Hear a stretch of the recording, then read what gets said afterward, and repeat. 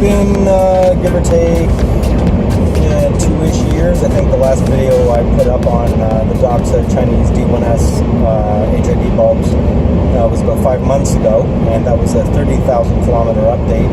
I've put on another at least 20,000 kilometers since then.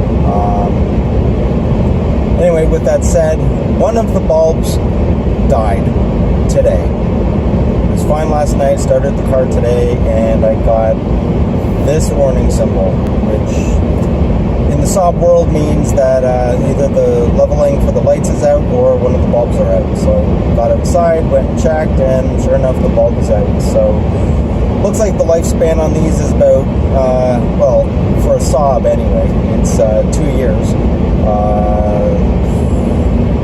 Give or take 50,000 kilometers or so. It's not bad for the price of the bulbs themselves. I think it's what, $25 or something for the pair.